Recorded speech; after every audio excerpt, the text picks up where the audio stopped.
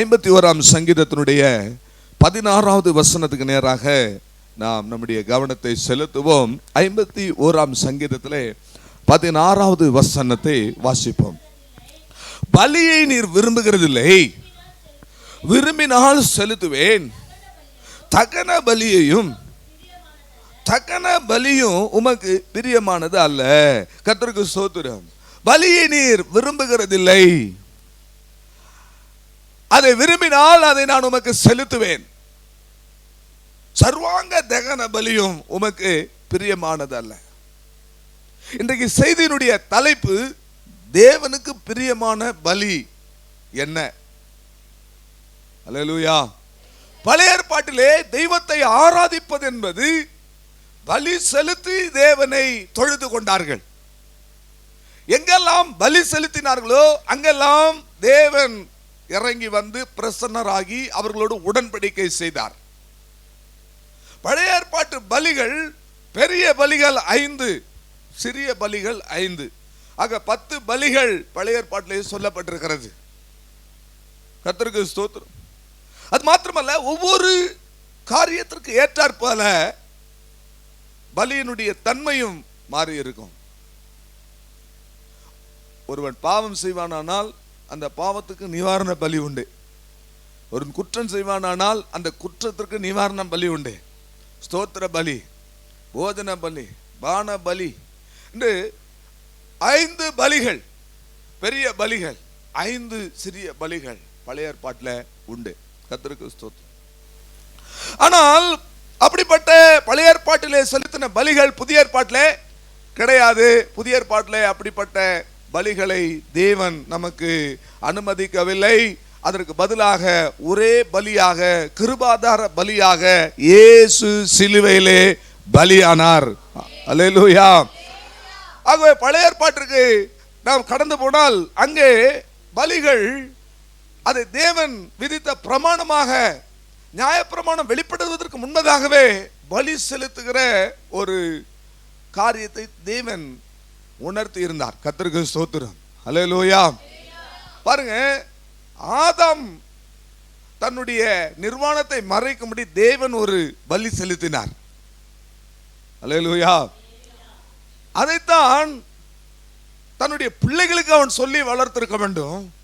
Coin பலி செலுத்தும் போது சரியான விதத்தில் தேவனுக்கு பிரியமான ஒரு பலியை செலுத்தவில்லை. ஆனால் ஆபேல் அந்த பலியை அவன் செலுத்தினான்.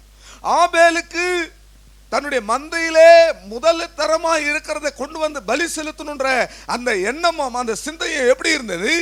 ஆதாமுக்கு தேவன் ஒரு தோல் உடையை கொடுப்பதற்காக ஒரு மிருகத்தை அடித்தாரு. அந்த ஒரு சிந்தை, அதை சொல்லி ஆதாம் ஒருவேளை ஆபேலை வளர்த்திருக்க கூடும். அதனால அவன் அந்த பலி செலுத்துகிற ஒரு காரியத்தை அவன் அறிந்திருந்தான். ஆபிரகாம் பலி செலுத்தினார், முற்பிதாக்கள் பலி செலுத்தினார்கள். சில வருஷங்களுக்கு முன்பதாக பலிபீடங்களை குறித்து நாம் தியானித்திருக்கிறோம், தொடர் போதனையாக நாம் தியானித்திருக்கிறோம். ஆகவே பிரியமானவர்களே, நாம் செலுத்துகிற பலி என்ன? ஸ்தோத்திரம் ஒரு பலி. நீங்க ஏதாவது ஒரு ஊழியம் செய்தா அது ஒரு பலி. இப்போ சகோதரி சங்கீதம் வாசிச்சாங்க, அதுவும் ஒரு பலி. இன்னொரு சகோதரி பாடல் பாடினாங்க, அதுவும் ஒரு பலி. இன்னொரு சகோதரி சாட்சி சொன்னாங்க, அதுவும் ஒரு பலி. ஆகவே நாம் எதெல்லாம் கர்த்தருக்காக செய்கிறோமோ அதெல்லாமே ஒரு ஆவிக்குரிய பலிகள் தான். தாவீது சொல்லுகிறார், என்னுடைய கையெடுப்பு உமக்கு அந்தி பலியாக இருக்க கடவுது. கரங்களை உயர்த்தினாலும் அதுவும் என்னவா? ஒரு பலி செலுத்துகிற ஒரு அனுபவம். கர்த்தருக்கு ஸ்தோத்திரம். நீங்க ஊழியம் செய்தா அது ஒரு பலி. ஈவன் காணிக்கை ஒரு பலி. ஆமென். நீங்க பணமாகவோ பொருளாகவோ கொண்டு வந்து தேவனுக்கு என்று நீங்க ஊழியத்திற்கென்று அர்ப்பணிக்கும் போது அது என்னது? ஒரு பலி. கர்த்தருக்கு ஸ்தோத்திரம். பாருங்க, 141ஆம் சங்கீதம் 2வது வசனத்திலே நாம் அதை பார்க்கலாம். சங்கீதக்காரன் அவன் சொல்லுகிறான், என் கையெடுப்பு உமக்கு அந்தி பலியாக இருக்கட்டும் என்று சொல்லி வாசிங்கள். 141:2.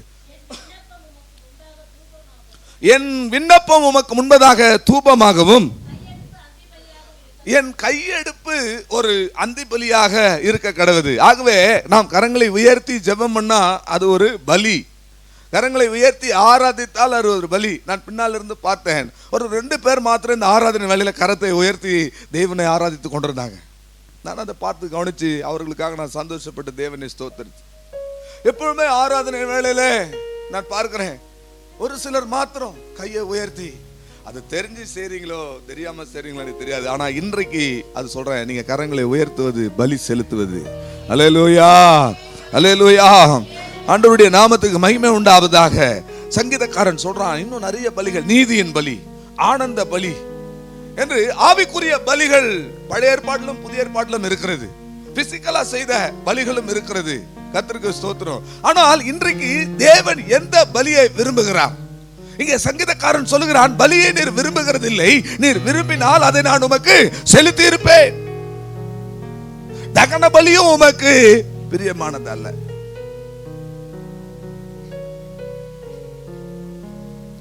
ஏசாயாவின் தீர்க்க தரிசனம் 1 அதிகாரம் 11 அதை வாசிப்பதற்கு முன்பதாக இன்னொரு வசனம் எனக்கு ஞாபகத்துக்கு வருது. விசுவாசம் கூட ஒரு பலியம். பிலிப்பியர் 1 அதிகாரம், பிலிப்பியர் 2 அதிகாரம் 17வது வசனத்தை பாருங்கள். அங்க நமக்கு இருக்கிற அந்த விசுவாசம் கூட ஒரு பலி செலுத்துகிற ஒரு அனுபவம் என்று பார்க்கிறோம். வாசிங்க. போதுங்க. உங்கள் விசுவாசமாகிய, எத்தனை பேருக்கு விசுவாசம் இருக்கு? அல்லேலூயா. விசுவாசம் என்பது ஒரு பலி. இப்படி பல விதமான பலிகள் இருக்கிறது. ஆனால் சொல்றாரு, பலியை நீர் விரும்புகிறது இல்லை. இது தாவீது தானே சொன்னாரு. ஆண்டவர் என்ன சொல்றாரு பாருங்க. ஏசாயாவின் தீர்க்க தரிசனம் 1 அதிகாரம் 11வது வசனத்தை பாருங்கள். ஏசாயாவின் தீர்க்க தரிசனம் 1 அதிகாரம் 11வது வசனம். உங்கள் பலிகளின் திரள் எனக்கு என்னத்திற்கு என்று கர்த்தர் சொல்லுகிறார். ஆட்டுக்கடாக்களின் தகன பலிகளும் கொழுத்த மிருகங்களின் நினமும் எனக்கு ஆரோக்கியமா இருக்கிறது. உங்களின் பலிகளின் திரள் எனக்கு என்னத்துக்கு? அது ரொம்ப ஆரோக்கியமா இருக்குன்னா ரொம்ப அருவருப்பா இருக்கு. அல்லேலூயா, அல்லேலூயா சொல்ல மாட்டீங்களா? இந்த மழையில நாங்க வந்திருக்கிறோம், ஏதாவது ஆசீர்வாதமா பேசினா நீங்க என்னத்துக்கு, எதுக்கு இந்த கேள்வியெல்லாம் கேட்டுட்டு இருக்கிறீங்களா அப்படின்னு நீங்க நினைக்கிறீங்களா? கர்த்தருக்கு ஸ்தோத்திரம். இவ்வளோ கடினமா உபதேசித்ததுனால தான் இந்த மழையில நீங்க வந்திருக்கிறீங்க. ஸ்தோத்திரம். உங்களை ஆசீர்வாதமே சொல்லி இருந்தா நீங்க வீட்டில் உட்கார்ந்து இருந்திருப்பீங்க. ஆண்டவருடைய நாமத்துக்கு மகிமை உண்டாவதாக. ஆண்டவர் சொல்றாரு, உங்கள் பலிகளின் திரள் என்னத்திற்கு? அந்த பலிகள் எனக்கு ஆரோக்கியமா இருக்கிறது. ஆகவே ஆண்டவருக்கு பலி செலுத்தும் பொழுது அது தேவனுக்கு பிரியமான ஒரு பலியா என்று பார்க்க வேண்டும். அது அவர் அதை விரும்புகிறாரா? ஆராதனை என்பது என்ன? இந்த வசனத்தை நான் கோட் பண்ணல, ஆனா பலமுறை சொல்லி இருக்கிறேன். இந்த வேளையில சொல்றேன், ஆராதனை என்பது என்ன? தேவனுக்கு பிரியமான சுத்தமான ஜீவ பலியாக உங்கள் சரீரங்களை ஒப்பு கொடுப்பதுதான் புத்தி உள்ள ஆராதனை. சகோதரரே, உங்கள் சரீரங்களை தேவனுக்கு பிரியமும் சுத்தமான ஜீவ பலியாக ஒப்பு கொடுங்க. இதுவே நீங்கள் செய்யத்தக்க புத்தி உள்ள ஆராதனை. அல்லேலூயா, அல்லேலூயா. அப்படி சரீரங்களை தேவனுக்கு ஒப்பு கொடுப்பதுதான் புத்தி உள்ள ஆராதனை. அது எப்படி? ஜீவ பலியாக நாம் என்ன செய்ய வேண்டுமா? ஒப்பு கொடுக்க வேண்டும். பவுல் அப்போஸ்தலன் சொல்லுகிறாரு, நான் பலியாக வார்ப்பிக்கப்பட்டு போகிறேன்னு சொல்றார். அது மாத்திரமல்ல, நான் அனுதினமும் சாகிறேன் என்று அவர் சொல்லுகிறார். ஆகவே நம்முடைய ஜீவிதத்தை, நம்முடைய வாழ்வை, நம்முடைய ஆவி ஆத்துமா சரீரத்தை ஜீவ பலியாக, தேவன் விரும்புகிற சுத்தமான பலியாக ஒப்பு கொடுப்பதுதான் புத்தி உள்ள ஆராதனை. தேவன் அதைத்தான் விரும்புகிறார். காணிக்கையோ தசம்பாகத்தையோ கொடுத்த ஆண்டவர் அந்த பலியை ஏற்றுக்கொள்வார். அதனால நம்மை தேவ ராஜ்யத்துக்குள்ள ஏற்றுக்கொள்ளும். ஒருவேளை காணிக்கைகள் தசம பாகத்தை பற்றி நம்முடைய சபையில் அதிகமாய் வலியுறுத்துவதில்லை. கர்த்தருக்கு ஸ்தோத்திரம். கர்த்தருக்காக நாம் உற்சாகமாக கொடுக்க வேண்டும் என்று மாத்திரம் நாம் நிறுத்துகிறோம். அல்லேலூயா. ஆனால் இதையெல்லாம் நாம் செலுத்துகிறோம். அதனால தேவ ராஜ்யத்திற்கு தேவன் நம்ம ஏற்றுக்கொள்வார் என்று எண்ணிவிடக் கூடாது. ஒருவேளை கர்த்தர் என்ன செய்வாரு? நீங்கள் விதைக்கிற அந்த விதைகளுக்கான விளைச்சலை இம்மையிலே கொடுப்பார். அல்லேலூயா. ஏன்னா தேவன் நம்ம இடத்துல கடன்காரனா இருக்க விரும்ப மாட்டார். ஆமென். தேவன் எப்பவுமே நமக்கு கடன்காரனா இருக்க விரும்ப மாட்டார். அதனால செட்டில் பண்ணிடுவார். ஆனால் தேவன் எதை விரும்புகிறார்? எந்த பலியை விரும்புகிறார்? உங்கள் பலிகளின் திரள் எனக்கு என்னத்திற்கு என்று ஆண்டவர் கேட்கிறார். எரேமியா 6 அதிகாரம் 20வது வசனத்தில் நீங்கள் பாருங்கள். சேபாவிலிருந்து வருகிற தூப வர்க்கங்கள்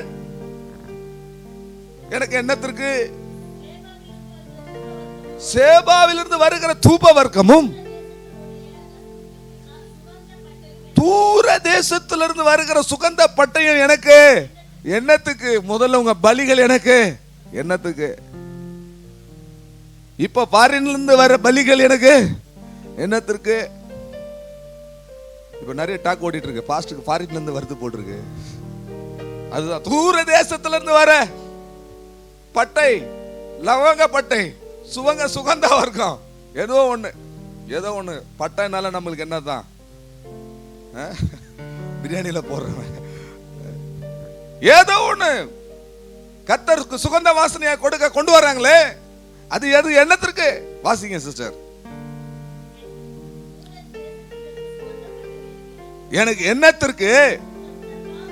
உங்கள் சர்வாங்க தகனங்கள் எனக்கு விருப்பம் அல்ல, உங்கள் பலிகள் எனக்கு இன்பமாய் இராது. எத்தனை வசனங்கள்! இந்த வசனங்களை எல்லாம் நோட் பண்றதுக்கு அதிகாலை 3 மணி ஆயிடுச்சு. 1:30 மணிக்கு உட்காந்து 3 மணி வரைக்கும் இதை போட்டு தியானம் பண்ணி வந்திருக்கிறோம். கவனமா கேளுங்க. கர்த்தருக்கு ஸ்தோத்திரம். பலியை நீர் விரும்புகிறதில்லை, விரும்பினால் செலுத்துவேன். சர்வாங்க தகன பலியும் உமக்கு பிரியமானதில்லை. உங்கள் பலிகளின் திரள் எனக்கு என்னத்திற்கு? இங்க சேபாவின் தூப வர்க்கம், தூர தேசத்திலிருந்து வருகிற பட்டயம், சர்வாங்க தகன பலிகளும் எனக்கு என்னத்திற்கு? அவைகள் எனக்கு இன்பமா இருக்குமோ? அப்படியானால் இந்த பலியை பார்க்கலும் தேவன் விரும்புகிற காரியம் என்ன? பலி செலுத்தி தான் தேவனை ஆராதிக்க வேண்டும் என்று நம்முடைய முற்பிதாக்கள் பலி செலுத்தினார்கள். பலி செலுத்தும் பொழுதெல்லாம் கர்த்தர் இறங்கி வந்தார். ஒரு இடத்துல பலி செலுத்தும் பொழுது எவ்வளவு ஒரு முக்கியமான நேரம் கவனிங்க. பலி செலுத்துற நேரம் எவ்வளவு முக்கியமான நேரம். அந்த பலி செலுத்தும் போது வானத்திலிருந்து அக்னி வந்திருக்கு. அந்த அக்னியில தேவதூதன் ஏறி போயிருக்கிறாரு. பலி செலுத்தும் போது பயங்கரமான காரியங்கள்லாம் நடந்திருக்கு. ஒரு சொந்த குமாரனையே பலி செலுத்துறதுக்கு ஆண்டவரே அந்த காரியங்கள் எல்லாம் உங்களுக்கு தெரியும். உன் மகனை ஒரே பேரான குமாரன் ஏக சுதனை கொண்டு வந்து எனக்கு பலியிடு இவ்வளெல்லாம் சொன்னவர் இப்ப உன் பலி எனக்கு என்னத்துக்குன்னு கேட்கிறாரு. அல்லேலூயா, அல்லேலூயா. அப்ப இந்த பலியை பார்க்கல தேவன் எதை விரும்புகிறார்? கர்த்தருக்கு ஸ்தோத்திரம். அது யாரும் சொல்லுங்க சிஸ்டர். ஆனா வனிதா சிஸ்டர் கரெக்டா சொன்னாங்க. பலியை பார்க்கலாம் தேவன் என்ன செய்யறாரு? கீழ்ப்படிதலை விரும்புகிறார். 1 சாமுவேல் 15ஆம் அதிகாரம் 22வது வசனத்தை வாசிங்க. அதுல 2 காரியங்கள் சொல்லப்பட்டிருக்கிறது. அதை வாசிங்க. பலியை பார்க்க தேவன் விரும்புகிற காரியம். அதற்கு சாமுவேல் கர்த்தருடைய சத்தத்திற்கு கீழ்ப்படிவதை பார்க்கிலும் சர்வாங்க தகன பலிகளும், சர்வாங்க தகன பலிகள் கர்த்தருக்கு பிரியமா இருக்குமோ? பலியை பார்க்கிலும் கீழ்ப்படிதலும் ஆட்டுக்கிடாக்களின் இனத்தை பார்க்கிலும் செவி கொடுத்தல் உத்தமம். சிஸ்டர் நீங்க ஒரு காரியத்தை சொன்னீங்க, ஆனா இந்த இடத்துல 2 காரியம் இருக்கு. இதெல்லாம் எனக்கு தெரியும். இதை கேட்கும் போது கீழ்ப்படிதல்னு யாராவது ஒருத்தங்க சொல்லுவாங்கன்னு தெரியும். கர்த்தருக்கு ஸ்தோத்திரம். இன்னும் அடுத்தடுத்து நிறைய விஷயங்கள் வருது பாருங்க. பலியை பார்க்கிலும் தேவனுக்கு பிரியமானது என்ன? ஒரு அல்லேலூயா சொல்லுங்களேன். அல்லேலூயா. ஏஸ்ராணி சிஸ்டர் ஒரு அல்லேலூயா சொல்லுங்களேன். அல்லேலூயா. பலியை பார்க்கிலும் கீழ்ப்படிதலும் செவி கொடுத்தலும் தேவனுக்கு பிரியமாயிருக்கிறது. ஆகவே பிரியமானவர்களே, உங்கள் சர்வாங்க தகன பலிகள் எனக்கு என்னத்திற்கு? தூர தேசத்திலிருந்து வருகிற சுகந்த வர்க்கங்கள் பட்டைகள் எனக்கு என்னத்திற்கு? உங்கள் பலிகளை நான் விரும்புவதில்லை என்று சொன்ன தேவன் எந்த பலியை தேவன் விரும்புகிறார்? கீழ்ப்படிதலையும் செவி கொடுத்தலையும். இந்த 2 காரியங்களும் பலிகளுக்கு இணையாக ஒப்பிட்டு இது ஒரு பலி செலுத்துகிற அனுபவத்தை பார்க்கலாம் மேன்மையான ஒரு காரியம். அதை தேவன் உங்களிடத்திலே என்னிடத்திலே தேவன் விரும்புகிறார். அல்லேலூயா. பலியை பார்க்கலாம் கீழ்ப்படிதலை தேவன் உத்தமம் என்று சொல்லுகிறார். கீழ்ப்படிதல் என்பது தெய்வீகத்தினுடைய முதல் படி. கீழ்ப்படிதல் என்பது பரலோகத்திற்கு போகிறதற்கான வழிகளில முதல் படி. ஆகவே எல்லாரும் என்ன செய்யணும்? எல்லாவற்றுக்கும் கீழ்ப்படிய வேண்டும். அதிகாரத்துக்கு உட்பட்டவன் அந்த அதிகாரத்துக்கு என்ன செய்ய வேண்டும்? கீழ்ப்படிய வேண்டும். மனைவிகள் புருஷனுக்கு என்ன செய்ய வேண்டும்? கீழ்ப்படிய வேண்டும். பிள்ளைகள் பெற்றோருக்கு கீழ்ப்படியுங்கள். இதெல்லாம் வேத வசனங்கள். பிள்ளைகளே, உங்கள் பெற்றோருக்கு கர்த்தருக்குள் கீழ்ப்படியுங்கள். இது நியாயம். ஆகவே கீழ்ப்படியாமின் பிள்ளையின் மேலே தேவனுடைய கோபாக்கினை வரும் என்று பார்க்கிறோம். ஆகவே கீழ்ப்படிதல் தான் உத்தமம். பிரியமானவர்களே, கீழ்ப்படிதல் தான் கிறிஸ்தவத்தினுடைய தெய்வீகமாக இருக்கிறது. தெய்வீகம்னா என்ன? கீழ்ப்படிதல். ஐயோ சாமி போய் கன்னத்தில் போட்டுக்கிறது தெய்வீகம் அல்ல. இல்லை இங்கே வந்து பெரிய ஒரு சபையை பார்த்து, இல்லை சிலுவை கோபுரத்தை பார்த்து சிலுவையை போட்டுக்கிறது கீழ்ப்படிதல் இல்லை. இல்லை இங்கே வந்தாலும் நல்லா அந்நிய பாஷைகளை பேசி ஆவியில் நிறைஞ்சு நான் ஆவிக்குரியவன். எந்த ஆவிக்குரியவன் தெரியல, ஏதோ ஒரு ஆவிக்குரியவன் இங்கே வந்து நல்லா இது பண்ணாலும் அதெல்லாம் தேவன் என்ன செய்யறது இல்லை, விரும்புறது இல்லை. கீழ்ப்படிதல் தான் தேவன் விரும்புகிறார். எல்லாரும் பக்கத்தில் பார்த்து சொல்லுங்க, கீழ்ப்படிதலை தான் தேவன் விரும்புகிறார். சொல்லுங்க அல்லேலூயா. கர்த்தருக்கு ஸ்தோத்திரம். பிள்ளைகள் பெற்றோருக்கு என்ன செய்யணும்? கீழ்ப்படி. இந்த கீழ்ப்படிதலுக்கு அநேக காரியங்களை சொல்லலாம். பழைய ஏற்பாட்டில் இந்த யோசேப்பை குறித்து நான் உங்களுக்கு சொல்றேன். நம்ம யோசேப்பை குறித்து அதிகமாக தியானம் பண்ணி இருக்கிறோம். வாலிப பிள்ளைகளை நன்றாக கவனிங்க. யோசேப்புக்கு தெரியும் தன்னுடைய அண்ணன்மார்கள் எல்லாம் நம்ம மேல கோபமா இருக்கிறாங்கன்னு தெரியும். யாக்கோபுக்கும் தெரியும் இவனுடைய சகோதரர்கள்லாம் இவன் மேல உக்கிர கோபமா இருக்கிறாங்கன்னு. விட்டா இவனை கொன்னே போட்டுருவானுங்கன்னு தெரியும். ஆனா ஒரு நாள் பாருங்க, அந்த யோசேப்பினுடைய கீழ்ப்படிதலை பாருங்க. ஒரு நாள் யாக்கோபு சொல்றான், யோசேப்பே அப்படின்னா அவன் என்ன ரிப்ளை பண்ணான் தெரியுங்களா? சொல்லுங்கப்பா அப்படின்னு சொல்ல. சில நேரத்தில் அம்மாங்க கூப்பிடும் போதே பசங்க சொல்லுது என்ன அப்படின்னு இல்லை, ஐயா அம்மாவை சொல்லுது, ஐயா இந்த மூஞ்ச பத்தியாதுங்க அப்படி சொல்லுது. அவன் என்ன சொன்னான் தெரியுமா? இதோ அடியேன்னு சொன்னான். அப்பான்னு சொல்ல, இதோ அடியேன்னா. உன்னை உன் சகோதரர் இடத்துக்கு அனுப்ப போகிறேன் அப்படின்னா. சரிப்பா சரிண்ணா போயிட்டு வானா அவன் போறான். கர்த்தருக்கு ஸ்தோத்திரம். ஆதியாகமம் 37ஆம் அதிகாரத்தில் இதெல்லாம் பார்க்கலாம். 13வது வசனத்தை வாசிங்க.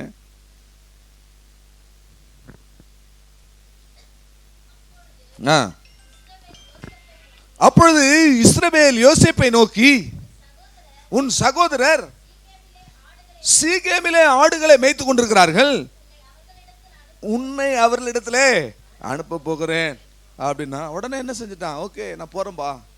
கீழ்ப்படிதல். எப்பா அவனுக்கு கொஞ்சம் அறிவு இருக்காது. அவனுக்கு எப்படா என்னை வந்து கொலை பண்ணலான்னு பார்த்துட்டு இருக்கிறானுங்க. அவனுங்கிட்ட போய் என்ன அனுப்புறிய? கீழ்ப்படிதல்னா என்ன தெரியுங்க? அந்த வாலிப பிள்ளைகள் எல்லாருக்குமே சொல்றேன், ஏன் எதற்கு எப்படி என்ற கேள்வியை கேட்டா நீ அறிவாளின்னு உலகத்தார் அரிஸ்டாட்டில் சொல்லியிருக்கிறார் இல்லைங்களா? அதைத்தான் பெரியாரும் சொல்றாரு. பகுத்தறிவு. பகுத்தறிவுனா என்ன? ஏன் எதற்கு எப்படி என்ற கேள்வியை கேட்டா அதுக்கு ஒரு பதில் கிடைச்சா அதை நீ ஃபாலோ பண்ணு அப்படின்னு. கர்த்தருக்கு ஸ்தோத்திரம். ஆனா கிறிஸ்தவம் என்ன தெரியுங்களா? ஏன் எதற்கு எப்படின்ற கேள்வியே கேட்காம அப்படியே உன்னை ஒப்புக்கொடு. காணாம விசுவாசிக்கிறோம் நான் பாக்கியவான். அப்படியே ஒரு சிறு பிள்ளையை போல ஏற்றுக்கொள். ஏன் எதற்கு எப்படின்ற கேள்வியை கேட்காத. அல்லேலூயா. அப்படியே வசனத்தை ஏற்றுக்கொள். அதுதான் கீழ்ப்படிதல். அவன் ஏன் எதுக்கு எப்படி எதுவுமே கேட்கல. ரெண்டு பேருக்குமே தெரியும் விஷயம் ரொம்ப ஹைலி சாலிட், இன்ஃப்ளேமபிள் சாலிட் இல்லைங்களா? அவ்வளோ பெரிய விஷயத்த சரிப்பான்னு சொல்லிட்டு போனா, இவன் சொன்ன இடத்துல அந்த ஆளுங்க இல்லை.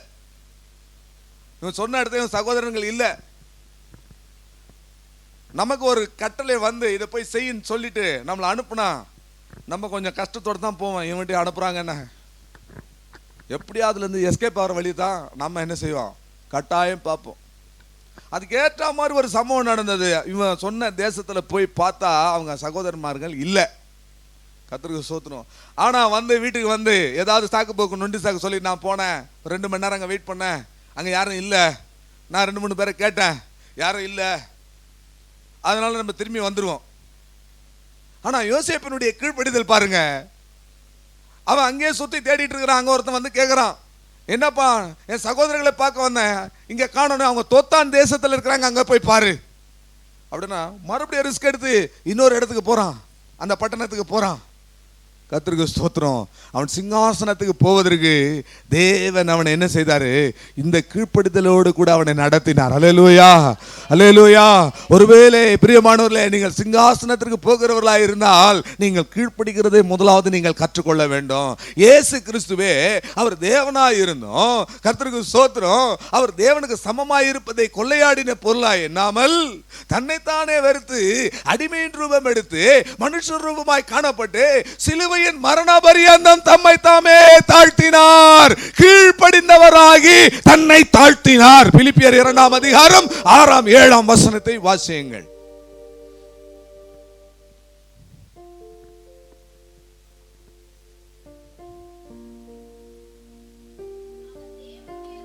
அவர் தேவனுடைய ரூபமாயிருந்தும் தேவனுக்கு சமமாய் இருப்பதை கொள்ளையாடின பொருளாய் எண்ணாமல் தம்மை தாமே வெறுமையாக்கி அடிமையின் ரூபம் எடுத்து மனுஷர் சாயலானார். அவர் மனுஷ ரூபமாய் காணப்பட்டு மரண பரியந்தம், அதாவது சிலுவையின் மரண பரியந்தம். ஹலோ, நன்றாய் கவனியுங்கள். என்ன ஆகி எது வரைக்கும்? ஒரு நிமிஷம் இருங்க, பிரீத்தி சொல்லுங்க, எது வரைக்கும் கீழ்ப்படிஞ்சாரு? இருங்க, நீங்க பிரீத்தியா? அதிகாரம் சொல்லுங்க, சத்தமா காது கேட்கல. 2, 6, 7. ஏன் நான் கேட்டேன்னா அட்டென்ஷன்ல இருக்கணும். நான் ஒரு தீர்க்க தரிசனம் சொல்றேன். பிரீத்தியை குறித்து ஒரு பெரிய திட்டம் தேவனுக்கு உண்டு. தேவன் அதை ஜெபம் பண்ணும் போது அதை வெளிப்படுத்தி கொடுத்திருக்கிறார். அதை சரியான இடத்துக்கு கொண்டு போக வேண்டியது எங்கள் மேல் விழுந்த கடமை. அதனால எப்பவுமே கொஞ்சம் சிட்டா சில ஆளுங்களை பேசினா அதுக்கு என்ன அர்த்தம்? அவங்களுக்கு பின்னாடி ஒரு பெரிய தேவ திட்டம் இருக்கு. அல்லேலூயா, அல்லேலூயா. அங்க எங்க கவனம் சித்தறனா நான் பேரை சொல்லி கூப்பிடுவேன். அதுவும் சொல்லிட்டேன் உங்களுக்கு. அது யூடியூப்ல அப்படியே வரும். கர்த்தருக்கு ஸ்தோத்திரம். கீழ்ப்படிந்தவராகி, அதாவது சிலுவையின் மரண பரியந்தம் கீழ்ப்படி. இந்த கீழ்ப்படிதலை இயேசு எங்க கற்றுக்கொண்டார் தெரியுங்களா? இயேசுவுக்கும் தேவனாய் இருக்கிறதுனால அவர் யாருக்கும் கீழ்ப்படிய வேண்டிய அவசியம் கிடையாது. அவர் பூமியில மனுஷனா இறங்கி வந்த பிறகுதான் கீழ்ப்படிதலை கற்றுக்கொண்டார் என்று சொல்லி எபிரேய நிருபத்தினுடைய ஆக்கியோன் சொல்லுகிறார். எபிரேயர் 5 அதிகாரம் 8 வசனத்தை வாசியுங்கள். எபிரேயர், அவர் குமாரனாயிருந்தும் பட்ட பாடுகளினாலே, கவனியுங்கள், கீழ்ப்படிதலை சொல்லுங்க, கீழ்ப்படிதலை கற்றுக்கொண்டு.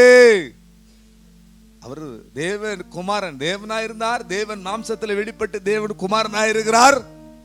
இப்ப அவர் என்ன செய்யறார்? வந்து கீழ்ப்படிதலை கற்றுக்கொள்றாராம். எப்படி கீழ்ப்படிதலை கற்றுக்கொள்றாரா?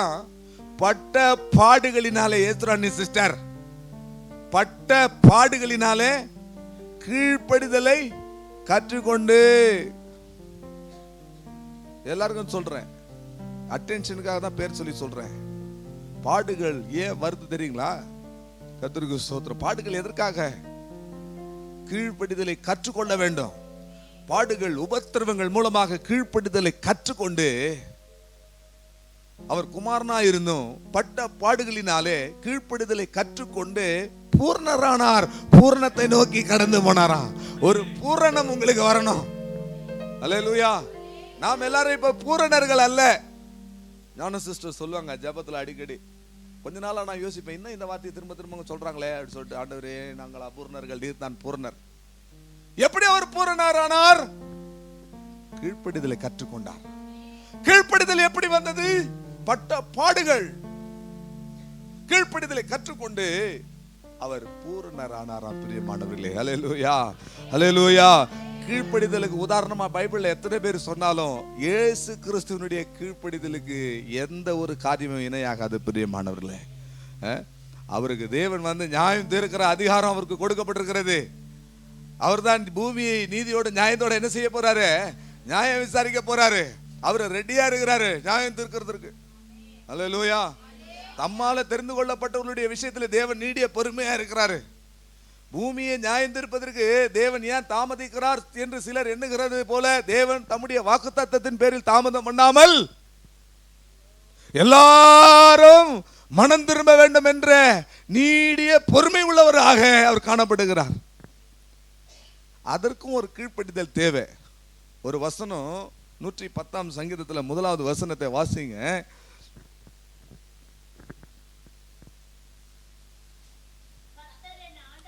கர்த்தர் என் ஆண்டவரை நோக்கி, நான் உம்முடைய சத்துருக்களை பாதபடியாக்கி போடும் வரைக்கும் நீர் என் வலது பார்சத்திலே உட்காரும். ஆண்டவராக இயேசு கிறிஸ்துக்கு ஒரு கட்டளை லாக் பண்ணி வச்சுக்கிறாங்க. அல்லேலூயா. சொல்ற வரைக்கும் என்ன செய்யுங்க. ஏன்னா பிதா தவிர வேற ஒருவரும் அந்த வேலையை அறியார். அதனால இயேசு கிறிஸ்துவ இப்போ சொல்ற வரைக்கும் வலது பார்சத்துல உட்காரும் அப்படின்ற ஒரு கண்டிஷன்ல அவர் உட்கார்ந்துட்டு இருக்கிறார். அல்லேலூயா. அங்கேயும் ஒரு கீழ்ப்படிதல். இயேசு கிறிஸ்துவினுடைய கீழ்ப்படிதலை நாம் என்ன செய்ய வேண்டும்? கற்றுக்கொள்ள வேண்டும். பிரியமானவர், இயேசு சொல்றாரு, என் நுகத்தை என்ன செய்யுங்க? ஏற்றுக்கொள்ளுங்க, கற்றுக்கொள்ளுங்க. என்னிடத்துல கற்றுக்கொள்ளுங்க. என்னுடைய நுகம் மேதுவா லகுவா இருக்கும் என்று சொல்றார். அவரிடத்துல, இயேசு கிறிஸ்துவிடத்துல கற்றுக்கொள்ள வேண்டிய அநேக விஷயங்கள்ல ஒன்று, முதல் தரமானது, அவர்கிட்ட எல்லாமே ஃபர்ஸ்ட் குவாலிட்டி தான். அல்லேலூயா. அதுல ரொம்ப விலையேற பெற்றது கீழ்ப்படிதல். கீழ்ப்படிதலை என்ன செய்யணும்? கற்றுக்கொள்ளணும். கீழ்ப்படிதலை கற்றுக்கொள்ளும் பொழுது பூரணத்தை நோக்கி நீங்கள் கடந்து போக முடியும். பலியை நீர் விரும்புகிறதில்லை, விரும்பினால் அதை நான் உமக்கு செலுத்துவேன். சர்வாங்க தகன பலிகள் உமக்கு பிரியமாய் இருப்பதில்லை. அப்படியானால் தேவன் என்னத்தை விரும்புகிறார்? இந்த பலியை பார்க்கல தேவன் எதை விரும்புகிறார்? கீழ்ப்படிதலை விரும்புகிறார். அதோடு கூட இந்த கீழ்ப்படிதல் என்று சொல்லும்போது வசனத்துக்கு கீழ்ப்படிங்க. ஆவியானவர் உங்களை நடத்துகிறார் பாருங்க, அந்த நடத்துதலுக்கு கீழ்ப்படி. திடீர்னு சொல்லுவார், ஆண்டவர் சொல்லுவார், இந்த காரியத்தை செய்யணும் சொல்லுவார், உடனே என்ன செய்யுங்க? கீழ்ப்படிங்க. இதை செய்யாதன்னு சொல்லுவார், உடனே என்ன செய்யுங்க? கீழ்ப்படிங்க. உங்க உள்ளுக்குள்ள ஆண்டவர் என்ன செய்வார்? பேசுவார். பைபிளை எடு அப்படி சொன்னா ஆண்டவர் பேச உடனே பைபிளை எடுக்கணும். ஏன்னா ஆண்டவர் ஏதோ ஒரு வசனத்தின் மூலமாக உன்னோட பேச விரும்புகிறார். அந்த தேவனுடைய நடத்திப்புக்கு கீழ்ப்படிங்க, வசனத்துக்கு கீழ்ப்படிங்க, மேலானவர்களுக்கு கீழ்ப்படிங்க, எல்லாருக்கும் என்ன செய்யுங்க? கீழ்ப்படிங்க. அதுதான் தேவன் விரும்புகிற ஒரு உன்னதமான ஒரு பலியா இருக்கிறது. அதே வசனத்திலேயே செவி கொடுத்தல், செவி கொடுத்தல் கீழ்ப்படிதலும், அதோடு கூட கீழ்ப்படிதலை தேவன் விரும்புகிறார் பலியை பார்க்கலாம். இரண்டாவது செவி கொடுத்தல். அல்லேலூயா. செவி கொடுத்தலை தேவன் என்ன செய்றாரு? சில நேரத்துல செவி கொடுக்க மாட்டாங்க. செவி கொடுத்தல்னா என்ன அர்த்தம்? நாங்க சொல்றத நீங்க கேட்டு அதுக்கு ரிப்ளை பண்ணணும், அதான் செவி கொடுத்தல். அல்லேலூயா. இந்த வசனத்தை 2 முறை திரும்ப சொல்ல போறேன் இந்த பிரசங்கத்துல. ஒன்று செவி கொடுத்தல், இதே மாதிரி செவி சம்பந்தப்பட்ட இன்னொரு விஷயமும் வருது, கடைசியா நான் சொல்லி முடிக்கிறேன். எது தேவனுக்கு பிரியமானது? செவி கொடுத்தல். கர்த்தர் ஒரு வார்த்தையை சொல்றாருன்னா அத வேத வசனம். இப்ப நாங்க இங்க பேசிட்டு இருக்கிறோம், எங்க சொந்த வார்த்தையை நாங்க எதுவும் பேசல, கர்த்தருடைய வார்த்தையை பேசுறோம்.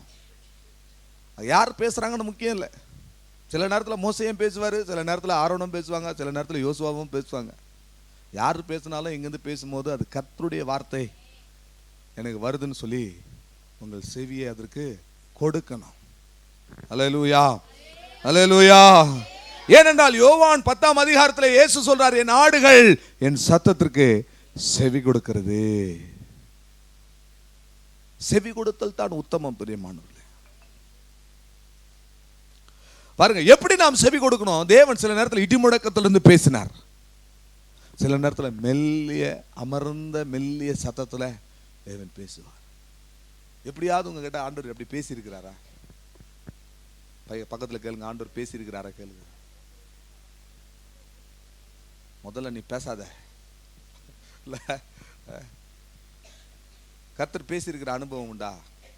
எத்தனையோ பேர் சொல்றாங்க, ஆண்டவர் என்னோட பேசினார், ஆண்டவர் என்னோட பேசுறாருன்னு சொல்றாங்களே.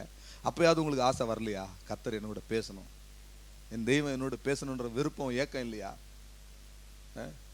அவர் பேசணும்னா நீங்க என்ன செய்யணும்? செவி கொடுக்கணும், செவி கொடுக்கணும், செவி சாய்க்கணும், செவி கொடுக்கணும், கர்த்தருக்கு நீதிமொழிகள் 8ஆம் அதிகாரம் 34வது வசனத்தை நீங்கள் வாசித்து பார்த்தால், நீதிமொழிகள் 8ஆம் அதிகாரம் 34வது வசனத்தை நீங்கள் வாசித்து பார்த்தா அங்க என்ன சொல்லப்படுகிறது? என் வாசற்படியிலே நித்தமும் காத்திருந்து விழித்திருந்து என் கதவு நிலை அருகே காத்திருந்து எனக்கு செவி கொடுக்கிறவனுக்கு பாக்கியவான். அல்லேலூயா, அல்லேலூயா, அல்லேலூயா. செவி கொடுத்தல் பலியை பார்க்கிலும் தேவன் விரும்புகிற ஒரு உத்தமமான காரியம். அப்படியானால் செவி கொடுக்கணும்னா இங்கே சொல்லப்படுகிற ஒரு அனுபவம், அவருடைய வாசற்படியிலே காத்திருந்து அவருடைய கதவு நிலை அருகே விழித்திருந்து எனக்கு செவி கொடுக்கிறவன் யார்? அவன் பாக்கியவான்.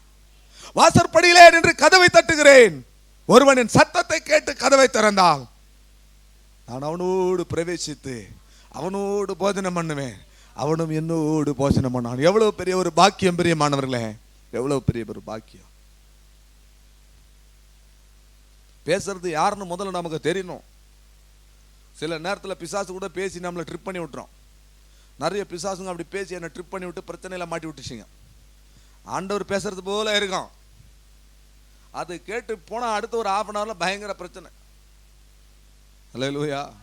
பேசுறது யாருன்னு முதல்ல என்ன செய்யணும்? கண்டுபிடிக்கணும். யோபுக்கு பேசும்போது ஒரு சம்பவம் நடந்தது. கர்த்தர் பேசுறாரு, அதை வாசிங்க. யோபு 4ஆம் அதிகாரம் 15வது வசனம். அவர் சொல்றாரு, ஒரு ஆவி போல எனக்கு முன்னாடி போச்சு, எனக்கு முன்னாடி ஒரு உருவம் வந்துச்சு, அப்பொழுது ஒரு ஆவி என் முகத்துக்கு முன்பதாக கடந்தது, என் உடலின் மயிர் சிலிர்த்தது, அது ஒரு உரு போல என் கண்களுக்கு முன்பதாக சென்றது, ஆனாலும் அதன் ரூபம் என்னதென்று விளங்கவில்லை, அமைதல் உண்டாயிற்று.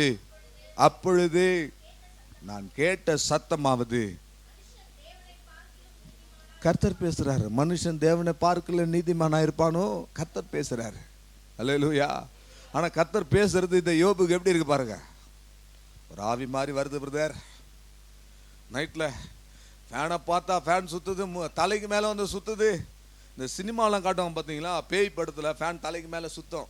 இதையே பார்த்துட்டு படுத்தா ஃபேன் தலைக்கு மேல இல்ல, தலைக்கு உள்ள சுத்தம். அதுபோல இங்க பாருங்க, இவர் சொல்றாரு, எனக்கு முன்பதாக ஒரு ஆவி போகுது, ஒரு உருவம் போல தெரியுது, ஆனா பின்னாடி ஒரு அமைதல் உண்டாயிற்று. அதற்குள்ள கர்த்தர் பேசுறார். கர்த்தர் பேசும்போது இப்படிதான் இருக்கும். ஏன்னா ஒரு முறை கடலின் மேல நடந்து வந்தார் பாருங்க. இவர்களோட தான் இருந்தாரு, இவங்களோட தான் பயணம் பண்ணாரு. நான் முதல்ல அக்கறைக்கு போறேன்னு சொல்லிட்டு முன்னாடி போயிட்டாரு. இவங்க பின்னாடி வரும்பொழுது ஆண்டவர் கடல் மேல நடந்து வந்தாரு. இதை பார்த்த உடனே சீசர்களுக்கு என்ன தோணிட்டு, என்ன கத்துனாங்க எல்லாரும்? ஆவேசம்னு சொன்னாங்க. ஆவேசம்னா என்ன? அது ஒரு ஆவி, ஸ்பிரிட் என்று இங்கிலீஷ்ல போடப்பட்டிருக்கு. அல்லேலூயா. கூடவே இருந்த ஆளு இப்ப எப்படி தெரியுறாரு பாருங்க, ஒரு ஆவியை போல தெரியுறாரு. பிரியமானவர்களே, கீழ்ப்படிதல் தேவனுக்கு பிரியமான ஒரு காரியம், பலியை பார்க்கிலும் பிரியமான காரியம். ரெண்டாவது செவி கொடுத்தல். கர்த்தர் பேசணும், கர்த்தர் பேசணும், அதை நீங்க கேட்கணும். அல்லேலூயா. ஒரு பையன் சொன்னா, எவ்வளவு நேரம் ஜெபம் பண்ணுவேன் அப்படி கேட்டா, கர்த்தர் பேசுற வரைக்கும் நான் என்ன செய்வேன்? ஜெபம் பண்ணுவேன். அந்த உன்னத அனுபவங்கள் எல்லாம் இப்ப என்ன செய்ய முடியல, பார்க்க முடியல. எப்படிப்பா பேசுவாரு? அவர் என்னுடைய தகப்பன் தானே, நான் அவருடைய பிள்ளை தானே, அவர் என்னோடு பேசுற வரைக்கும் நான் என்ன செய்வேன்? ஜெபம் பண்ணுவேன். அப்படி செவி கொடுக்கிற ஒரு உன்னத அனுபவத்திற்குள்ள கடந்து வர வேண்டும் பிரியமானவர்களே. மூன்றாவதாக மார்க் எழுதின சுவிசேஷம் 12ஆம் அதிகாரம் 33வது வசனத்தை வாசியுங்கள். மார்க் எழுதின சுவிசேஷம் 12ஆம் அதிகாரம் 33வது வசனம். முழு இருதயத்தோட, முழு மனதோட, முழு ஆத்மாவோட, முழு பலத்தோட ஆண்டவராகிய இயேசு கிறிஸ்துவினிடத்திலே அன்பு கூறுவாயாக. தன்னிடத்தில் அன்பு கூறுவது போல பிறனிடத்திலும் அன்பு கூறுகிறதுமே சர்வாங்க தகன பலிகளும். கர்த்தருக்கு ஸ்தோத்திரம். இங்க என்ன சொல்றாருங்க? முதல்ல பலிகள் உமக்கு பிரியம் இல்லை, அது இப்படி பிரியமா இருந்தா அதை நான் உனக்கு செலுத்தியிருப்பேன். எது பிரியம்? கீழ்ப்படிதல் தான் கர்த்தருக்கு பிரியம், பலியை பார்க்கலாம். ரெண்டாவது செவி கொடுக்குதல் தான் தேவனுக்கு பிரியம், பலியை பார்க்கலாம். இங்க மூன்றாவது நான்காவது விஷயம், ரெண்டு விஷயம் இங்க சொல்லப்பட்டிருக்கிறது. முழு இருதயத்தோடு நாம் தேவனிடத்தில் என்ன செய்ய வேண்டும்? அன்பு கூற வேண்டும். முழு பலத்தோடு முழு ஆத்மாவோடு நீங்கள் தேவனிடத்தில் என்ன செய்யணும்? அன்பு கூறணும். அப்புறம் நீங்க என்ன செய்யணும்? பிறனிடத்துல அன்பு கூறணும். இதுல கொஞ்சம் வேரியேஷனா நீங்க அதை பார்க்கணும். ரெண்டுமே ஒரே மாதிரி இருக்கக்கூடாது. தேவனையும் ஒரே இடத்துல வைக்க கூடாது, நம்ம மனுஷரையும் ஒரே இடத்துல, ஐ மீன் அந்த அன்பு செலுத்துற விதத்துல ஒரே இடத்துல. இந்த விஷயத்துல நான் இப்படியே சொல்றேன், தேவன் ரொம்ப பொசசிவா இருக்கார். அல்லேலூயா. ஆண்டவர் ரொம்ப இந்த விஷயத்துல, ஏன்னா பழைய ஏற்பாட்டினுடைய பிரமாணம் என்ன? தேவனிடத்துல அன்பு கூறணும். என்னையன்றி வேற தேவர்கள் உனக்கு இருக்க வேண்டாம். வானத்திலும் பூமியிலும் எதிலும் என்ன தவிர வேற தேவன் இல்லை. நீ முழு இருதயத்தோட முழு ஆத்மாவோட முழு பலத்தோட என்ன செய்யணும்? என்ன நேசிக்கணும், என்ன அன்பு கூறணும். அதில் தான் ப்ரியாரிட்டி, ஃபர்ஸ்ட் ப்ரியாரிட்டி அதுதான். செகண்ட் ப்ரியாரிட்டி தான் பெருநிடத்தில் உன்னை நேசிப்பது போல மற்றவர்களை நேசி என்பது இரண்டாவது. ஆகவே இதை தேவனை நம்ம நேசிக்கிறோம் பாருங்க, அது என்னன்னா பலி செலுத்துவதை பார்க்கலாம் தேவனுக்கு அதுதான் பிரியம். சர்வாங்க தகன பலிகளை பார்க்கலாம், அதுதான் தேவனுக்கு பிரியம். நீங்கள் தேவனிடத்தில் என்ன செய்யணும்? அன்பு கூற வேண்டும். பிரியமானவர்களே, அன்பு கூறுவது மிகவும் அவசியமா இருக்கிறது.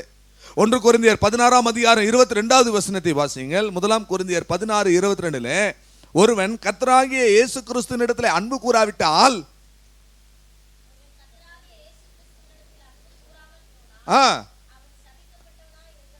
கர்த்தருக்கு ஸ்தோத்திரம். எப்படி வசனம் இருக்கு பாருங்க. தேவனுக்கு எது பிரியம்?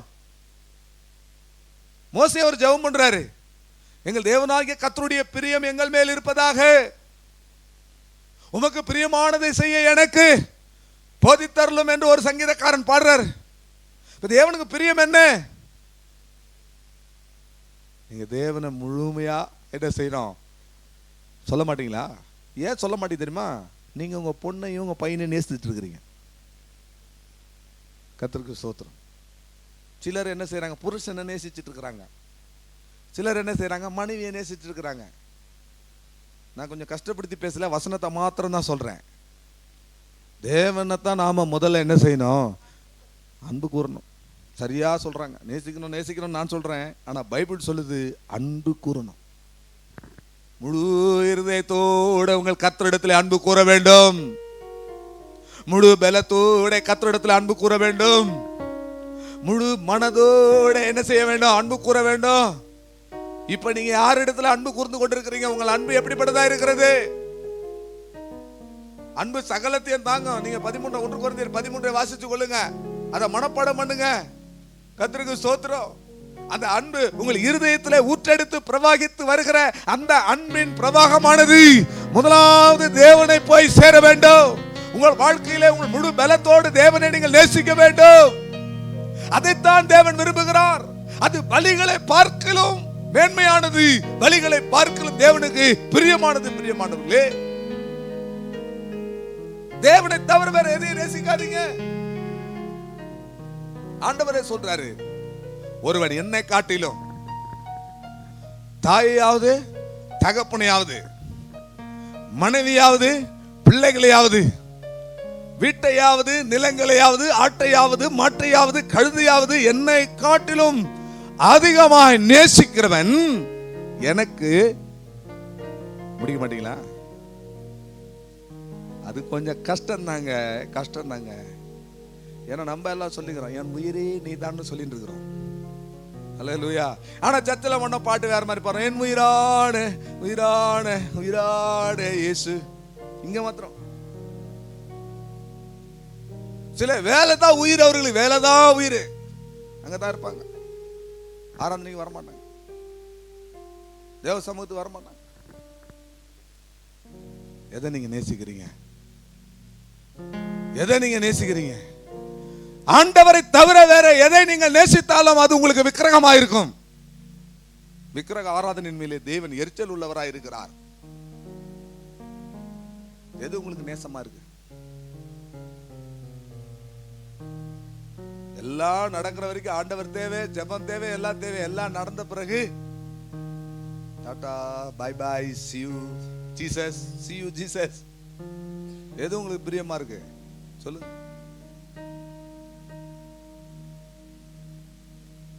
தேவனை நேசிப்பது தான் கர்த்தருக்கு பலியை பார்க்கலாம் மென்மையாக தேவன் விரும்புகிறது. ஒரு வசனத்தை நான் வாசிக்கிறேன், உங்களுக்கு சொல்றேன், நீங்க வாசிச்சு பாருங்க. நான் அதுக்கு விளக்கம் சொல்ல போறது இல்ல, நீங்களே வாசிங்க. கர்த்தருக்கு ஸ்தோத்திரம்.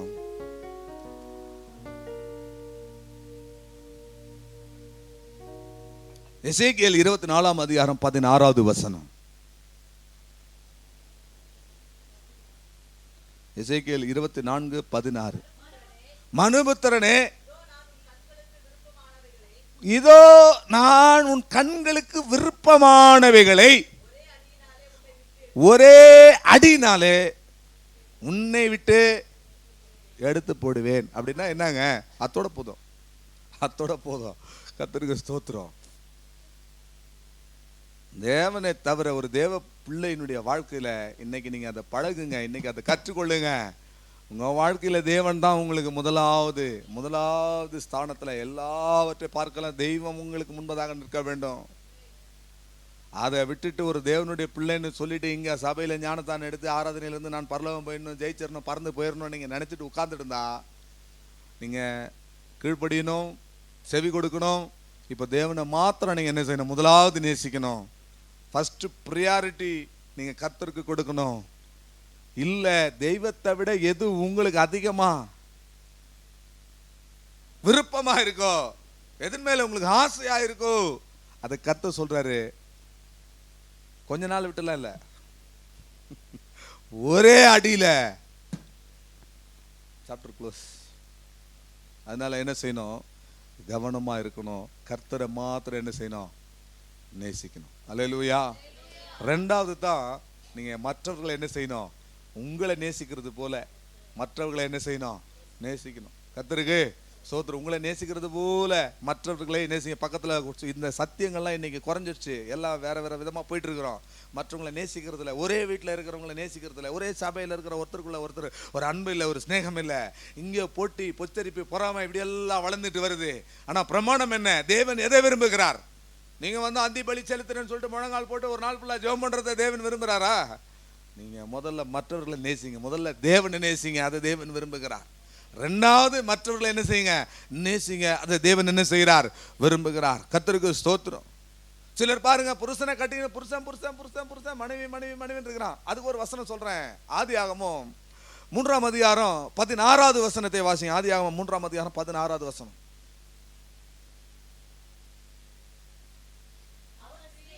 அவன் ஸ்திரீயை நோக்கி, நீ கர்ப்பவதியா இருக்கும்போது உன் வேதனை மிகவும் பெருக பண்ணுவேன், உன் ஆசை உன் புருஷனை பற்றி இருக்கும். அப்படின்னா என்ன அர்த்தம்? இது மனுஷன் பாவம் செஞ்ச உடனே ஆண்டவர் என்ன செய்யறாரு? அந்த சர்ப்பத்தை சபிச்சாரு, மனுஷனை சபிச்சாரு, இப்ப மனுஷிய சபிக்கிறாரு. மனுஷிய சபிக்கும் பொழுது அவர் சொல்றாரு, உன் ஆசை உன் புருஷனை என்ன செய்யும்? பற்றி இருக்கும். சில வருஷங்களுக்கு முன்பதாக ஒரு குடும்பத்தார் இங்க வந்திருந்தாங்க. இதை நான் சொல்லணும்னு விருப்பப்படுறேன், கர்த்தருடைய நாமத்தின் மகிமைக்காக. அந்த சகோதரி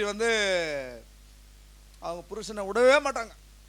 நான் எங்கேயாவது ஊழியத்துக்கு கூட்டிட்டு போவேன், அவர் வண்டி ஓட்டின்னு போயினே இருப்பாரு. நீங்க ஃபோன் வரும், வண்டி இப்பதான் செங்கல் பண்ணது கிளம்பி பரனூர் போயிருக்கான். எங்க இருக்க சாப்பிட்டியா? எங்க இருக்க?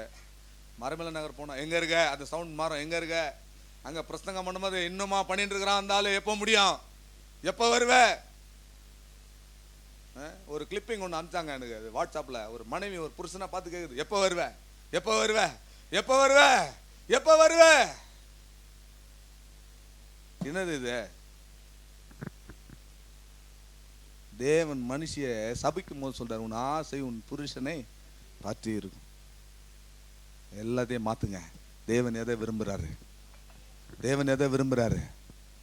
தேவன் எதை விரும்புறாரு? இப்போ மனுஷிய சொன்னா மனுஷன் தான் அது பொருந்தும். அல்லேலூயா. அது வேத வசனத்தை சொல்லும் போது ஆண்கள் பெண்கள் எல்லாருக்கும், ஆண் என்றும் இல்லை, பெண் என்றும் இல்லை, யூதன் என்றும் இல்லை, கிரேக்கன் என்றும் இல்லை, தம்மை தொழுது கொள்கிற யாவருக்கும் அவர் ஐஸ்வர்ய சம்பனர். ஒரு விஷயத்தை சொல்லும் பொழுது அது எல்லாருக்கும் பொருந்தும் என்பதை நீங்கள் என்ன செய்யணும்? ஏற்றுக்கொள்ளணும். அல்லேலூயா. சில நேரத்தில் பெண் அடிமையை பற்றி பேச ஆரம்பிச்சிருவாங்க. இதை பற்றி பெண்களையே தாக்கி பேசுகிறாங்க அப்படி சொன்னால் பெண் அடிமை, பெண் சுதந்திரம் அப்படிலாம் வந்துடும். இங்கே பைபிளில் எல்லாருக்கும், மனுஷனாக பிறந்த எல்லாருக்கும் கர்த்தருடைய வார்த்தை பொருந்தும். இப்போ தேவன் எதை விரும்புகிறார்? நீ கர்த்தராகிய இயேசு கிறிஸ்துவினிடத்தில் அன்பு கூறாவிட்டால் அவன் சபிக்கப்பட்டவன் என்று பார்க்கிறோம். அன்பு கூர்னா என்ன நடக்கும்? எபேசியர் 6ஆம் அதிகாரம் 24வது வசனத்தை வாசிங்க. எபேசியர் 6ஆம் அதிகாரம் 24வது வசனம். நம்முடைய கர்த்தராகிய இயேசு கிறிஸ்துவினிடத்தில் அழியாத அன்புடனே அன்பு கூறுகிற யாவர், அழியாத அன்போடு அன்பு கூற வேண்டும். அழிந்து போகிற அப்ப அன்பு இருக்கா? அழியாத அன்போடு அன்பு கூர்ந்து யாவருக்கும் கிருபை உண்டா இருக்கும். அன்பு கூறாமல் போனால் அவன் சபிக்கப்பட்டவனா இருக்கிறானா? அன்பு கூறுகிறவனுக்கு கிருபை உண்டா இருக்குமா? பலியை அல்ல. நீங்கள் தேவனிடத்திலே அன்பு கூறுகிறீர்களே, அதைத்தான் தேவன் விரும்புகிறார். அல்லேலூயா. ஒன்று, பலியை பார்க்கலும் கீழ்ப்படிதல் தேவன் விரும்புகிறார். இரண்டாவது, பலியை பார்க்கலும் செவி கொடுத்தலை தேவன் விரும்புகிறார். மூன்றாவது, பலியை பார்க்கலும் முழு மனதோடு நீ தேவனை நேசிக்க வேண்டும், அதை தேவன் விரும்புகிறார். நான்காவது, பலியை பார்க்கலும் நீ உன்னை நேசிக்கிறது போல மற்றவர்களை நேசிக்க வேண்டும், அதை தேவன் விரும்புகிறார்.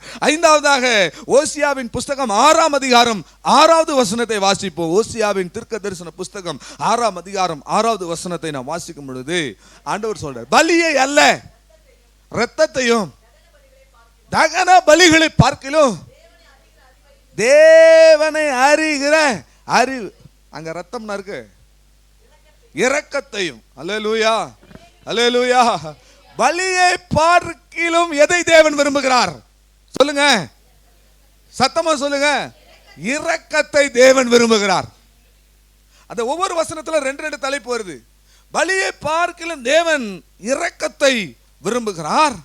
கர்த்தருக்கு ஸ்தோத்திரம். அதோடு கூட தகன பலியை பார்க்கிலும் தேவனை அறிகிற அறிவை தேவன் விரும்புகிறார்.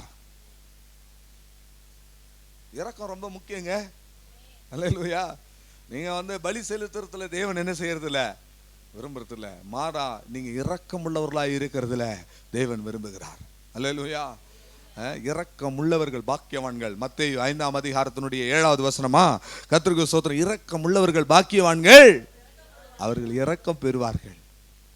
நியாயத்தீர்ப்பு நாளில இரக்கமானது என்ன செய்யுமா? மேன்மை பாராட்டும். முந்திக் கொள்ள 2 வசனம் இருக்கு. ஒரு சகோதரி மேன்மை பாராட்டினாங்க, இன்னொரு சகோதரி முந்திக் கொள்ளும். அருமையான தேவஜனமே, நீங்கள் இரக்கம் உள்ளவர்களாக இருந்தால் அதைத்தான் தேவன் விரும்புகிறார். எப்படிப்பட்ட இரக்கம்? ஒருத்தர் சொன்னார், வாடிய பயிரை கண்ட போதெல்லாம் வாடினேன் வள்ளலார். உலகத்தாருக்கு அவ்வளவு இரக்கம். பசியோடு வரவங்களுக்கு ஆகாரத்தை போடணும் சொல்லிட்டு ஒரு அடுப்பை பற்ற வைத்தாராம் அவரு. இன்னைக்கு வரைக்கும் அந்த அடுப்பு என்ன செய்து எரிந்து கொண்டே இருக்கு. இரக்கம். அல்லேலூயா. ஆனா மனிதர்கள் மேலே, அவர்களுடைய ஆத்துமாவின் மேலே வரப்போகிற அழிவிலிருந்து இந்த ஜனங்கள் காப்பாற்றப்பட வேண்டும் என்கிற ஒரு இரக்கம் நமக்கு தேவை. பிரியமானவர்களே, எல்லாவற்றிலும் இரக்கமுடையவர்களா இருங்க. ஏன்னா நாம் ஆராதிக்கிற தேவன் இரக்கம் உள்ளவர், மன உருக்கம் உள்ளவர், நீடிய சாந்தம் உள்ளவர். ஒரு வசனம் உபாகமத்தில் கடந்த நாட்களில் நான் வாசித்தேன். உன் தேவனாகிய கர்த்தர் எப்படிப்பட்டவராக இருக்கிறாரு? அவர் இரக்கம் உள்ளவராக இருக்கிறாரு. அதனால உன்னை என்ன செய்ய மாட்டாரு? சொல்ல மாட்டீங்களா? யார சொன்னாங்க? உன் தேவனாகிய கர்த்தர் இரக்கம் உள்ளவராக இருக்கிறபடினால அவர் என்ன செய்ய மாட்டாரு? உன்னை சொல்ல மாட்டீங்களா? தோத்துரும். நான் வசனத்தை எடுக்கிறேன் உங்களுக்காக. 4ஆம் அதிகாரம் 31வது வசனம். உன் தேவனாகிய கர்த்தர் இரக்கமுள்ள தேவனாய் இருக்கிறபடினாலே அவர் உன்னை என்ன செய்ய மாட்டாரு? நம்பர் 1, கைவிட மாட்டார், உன்னை அழிக்கவும் மாட்டார். அல்லேலூயா. 2 காரியம் பாருங்க. தேவனாகிய கர்த்தர் இரக்கம் உள்ளவராக இருக்கிறதுனால அவர் நம்மளை என்ன செய்ய மாட்டாரு? கைவிட மாட்டேன்றாரு. அதோடு கூட அழிக்க மாட்டேன்றாரு. இல்லைன்னா கர்த்தருடைய கோபம் வெளிப்படுமானால் நான் எங்க நிற்க முடியும், மற்றவர்கள் எங்க நிற்க முடியும்? அப்படி இரக்கத்துக்கு முடிவில்லை பிரியமானவர்களே, அவருடைய தயவுக்கு முடிவில்லை பிரியமானவர்களே. அவர் எப்படிப்பட்டவர் தெரியுங்களா பிரியமானவர்களே? நீங்கள் வாசித்துக் கொள்ளுங்கள். உபாகமம் 4:31 அவர் இரக்கமுள்ள தேவன் என்று பார்க்கிறோம். கர்த்தருக்கு ஸ்தோத்திரம். நெகேமியா 9ஆம் அதிகாரம் 31வது வசனத்தை நீங்கள் வாசித்து பார்த்தால், வேகமா எடுத்தா நீங்க வாசிக்கலாம். நெகேமியா 9ஆம் அதிகாரம் 31வது வசனம், அவர் மன உருக்கமுள்ள தேவனா இருக்கிறதுனாலே அவர் கைவிட மாட்டார்.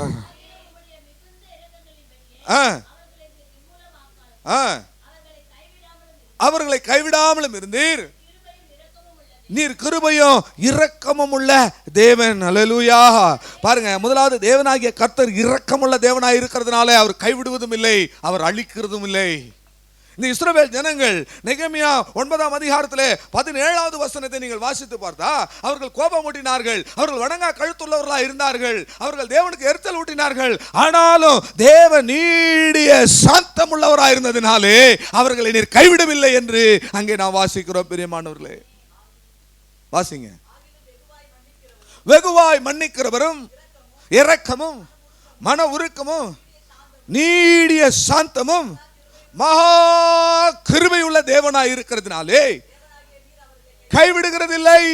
உபாகமத்தில் ஒரே வசனம், நீர் இரக்கமுள்ள தேவன், உன் தேவனாகிய கர்த்தர் இரக்கமுள்ளவராக இருக்கிறதுனால அவர் உன்னை அழிக்கவும் மாட்டார், உன்னை கைவிட மாட்டார். அடுத்தடுத்து நெகேமியால சொன்ன வசனங்கள்ல அவர் மன உருக்கமுள்ள தேவனாக இருக்கிறதுனால உன்னை அவர் கைவிட மாட்டார், அவர் சாந்தமுள்ள தேவனாக இருக்கிறதுனால அவர் உன்னை கைவிட மாட்டார். அடுத்தது மகா கிருபை உள்ள தேவனாக இருக்கிறதுனாலே அவர் உன்னை கைவிட மாட்டார். ஆகவே பலியை அல்ல, சர்வாங்க தகன பலியை அல்ல, இரக்கத்தையே தேவன் விரும்புகிறார். இரக்கமுள்ளவர்கள் பாக்கியவான்கள், அவர்கள் இரக்கம் பெறுவார்கள். அல்லேலூயா. பிரியமானவர்களே, நம்முடைய இருதயத்திலே நம்முடைய ஜீவிதத்திலே காணப்படுகிற கடினமான தன்மைகள் எல்லாம் மாறணும். கொடூரமான எண்ணங்கள் எல்லாம் என்ன செய்யணும்? மாறணும். இன்னும் சிலர் கழுத வயசாயிச்சு, இன்னும் மனசுல உங்களுக்கு நினைப்பு புஜபல பராக்கிரமசாலி போல இன்னும் வீர தீர செயல்களை செஞ்சிட்டு இருக்கிறாங்க. இரக்கமுள்ளவர்களாய் மாறுங்க. அல்லேலூயா. தேவன் இரக்கமுள்ளவர். இரக்கமா இருந்தா ஒருவேளை நியாய தீர்ப்புல தேவன் நமக்கு இரக்கம் பாராட்டுவார். அல்லேலூயா. ஆண்டவருடைய நாமத்திற்கு மகிமை உண்டாவதாக. மத்தேயு 12ஆம் அதிகாரம் 7வது வசனத்துல இரக்கம் பாராட்டுதல்னா என்ன அப்படின்றத நான் உங்களுக்கு இது பாருங்க, எல்லாமே கர்த்தருடைய வசனம் உங்களை புடமிடப்படணும். அதுக்கு நீங்க ஒப்பு கொடுக்கணும். என்னதான் திட்டுறாருன்னு நீங்க யாரும் எடுக்கக்கூடாது. கர்த்தருக்கு ஸ்தோத்திரம். வாசிங்க.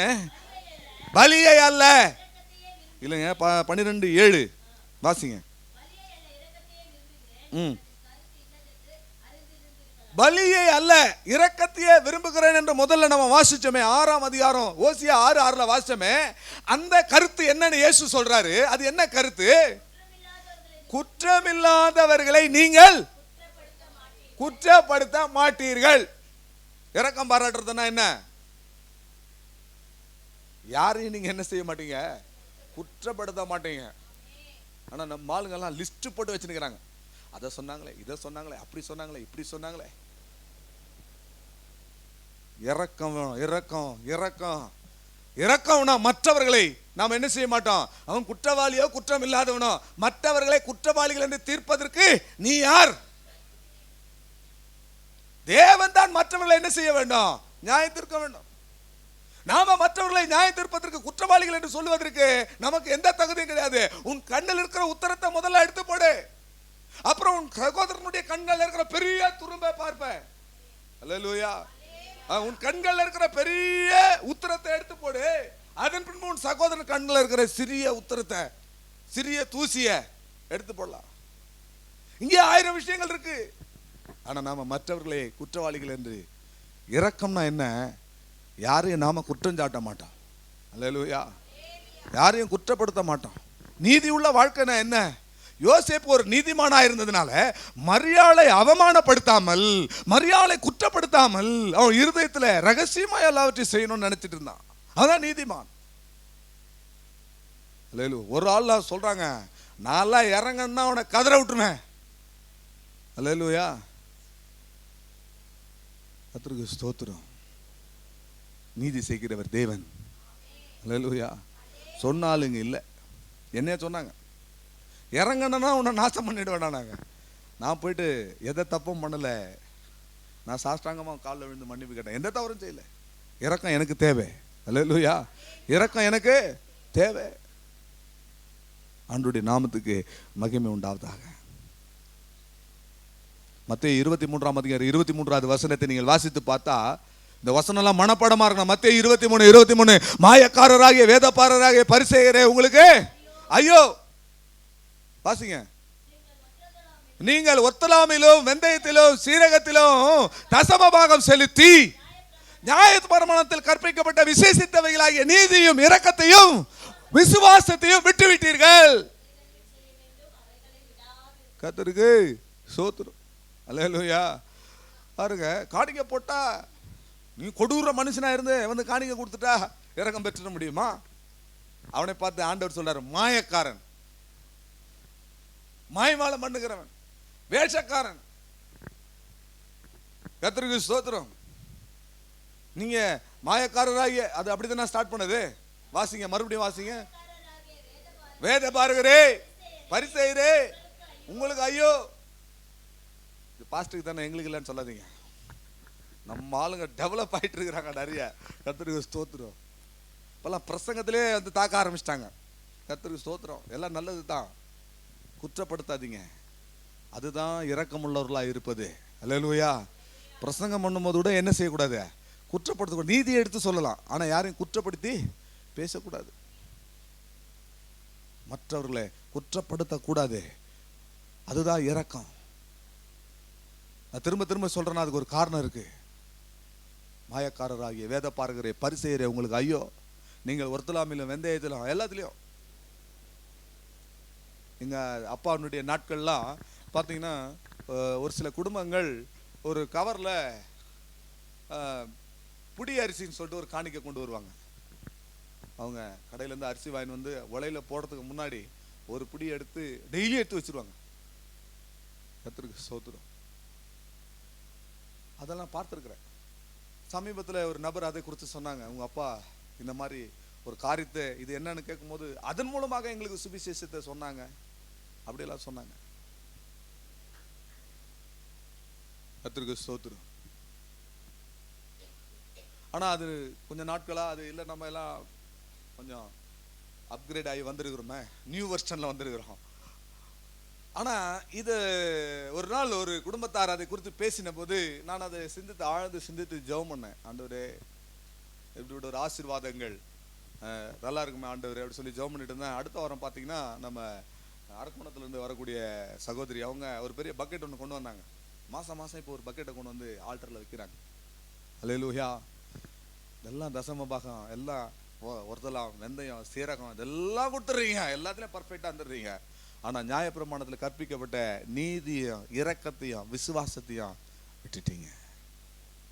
இரக்கத்தை தான் தேவன் விரும்புகிறார். பலியை பார்க்கிலும் இரக்கம் தேவன் என்ன செய்யறாருங்க, விரும்புகிறாருங்க. கர்த்தருக்கு ஸ்தோத்திரம். கடைசியா ஒரு காரியத்தை சொல்லி முடிக்கிறேன். அதுலயே ஓசியா 6:6 வசனத்திலேயே என்ன சொல்லப்பட்டிருக்கிறது, தேவனை அறிகிற அறிவை தேவன் விரும்புகிறார். அல்லேலூயா. ஒன்று கூட அந்த வசனத்தை திரும்ப வாசிப்போம். ஓசியா 6:6 வசனம். பலிகளை அல்ல, இரக்கத்தையும், தகன பலிகளை அல்ல, தேவனை அறிகிற அறிவையை தேவன் விரும்புகிறார். நீங்களும் நானும் தேவனை அறிகிற அறிவிலே நாம் என்ன செய்ய வேண்டும், வளர வேண்டும். அல்லேலூயா, அல்லேலூயா, அல்லேலூயா. தேவனை அறிகிற அறிவுனா என்ன? நிறைய பைபிள் படிக்கணும் இல்ல, பைபிள் காலேஜ் சேர்ந்து இன்னும் பைபிள் படிக்கணும் இல்ல. கர்த்தருக்கு ஸ்தோத்திரம், நல்லது. ஆனா தேவனை அறிகிற அறிவு என்பது என்ன? வேதம் பலவிதமான வித்தியாசமான வசனங்களை எனக்கு காண்பித்து கொடுத்தது. நீங்கள் வாசிச்சு பாருங்கள். எரேமியா 22 வசனம். தேவனை அறிகிற அறிவு என்பது என்ன? எரேமியா 22 வசனத்தை வாசியுங்கள். சிறுமையும் எளிமையானவருடைய நியாயத்தை விசாரித்தான், அப்பொழுது சுகமாய் வாழ்ந்தான். அப்படி செய்வது அல்லவோ என்னை அறிகிற அறிவு. அல்லேலூயா.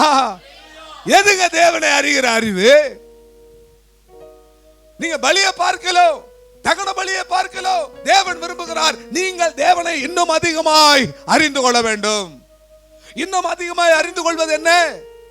நீங்கள் எளியவர்களை, ஏழையர்களை நினைத்து அவருடைய நியாயத்தை நீங்கள் விசாரிக்கிறது தான் தேவனை அறிகிற அறிவு. அல்லேலூயா.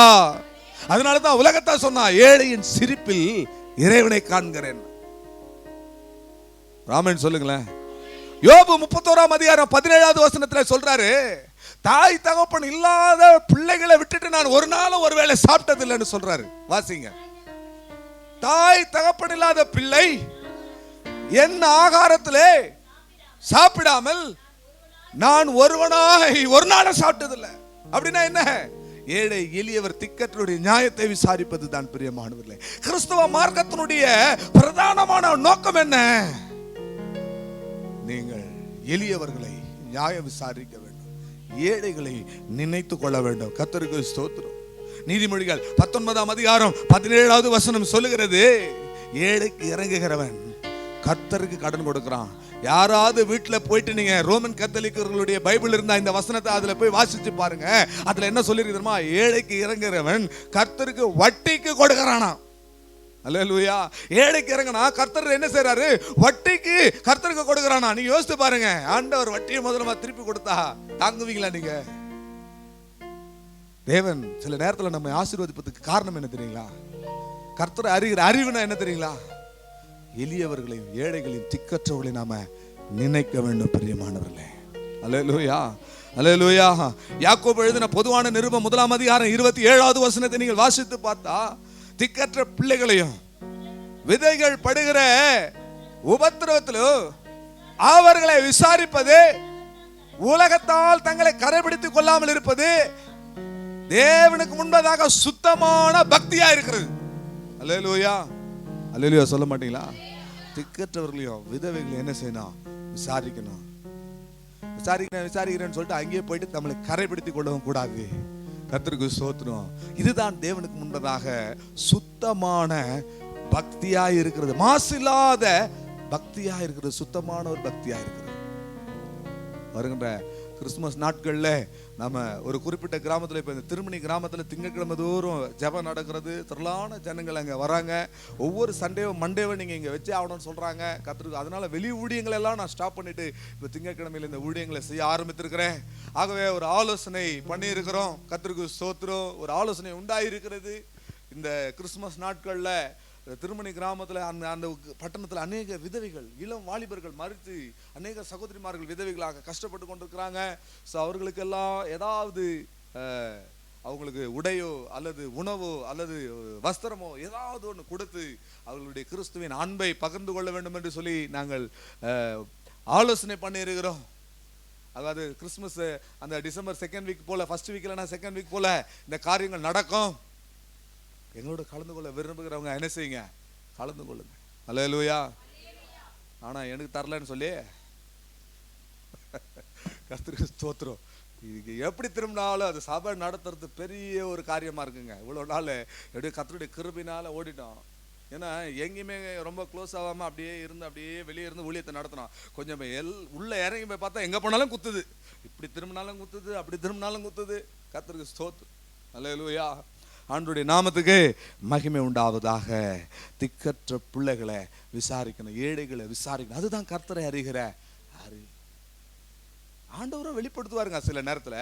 அல்லேலூயா. ஆண்டவர் என்ன செய்வாரு? தேவனை நம்மளுடைய அறிவினால நம்ம என்ன செய்ய முடியாது? அறிந்து கொள்ளவே முடியாது. நம்முடைய ஞானத்தினால அறிந்து கொள்ள முடியாது. பேதுருவே என்ன யார் என்ன சொல்றாங்க?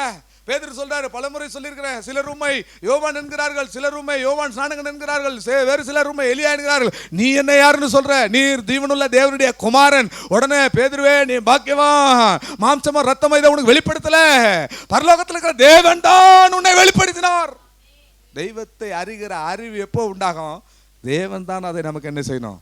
வெளிப்படுத்தணும். ரெண்டாவது, நாம திக்கற்றவர்களை, ஏழைகளை, எளிய மக்களை நம்ம ஆதரிக்கும் போது தெய்வமே என்ன செய்வாரு?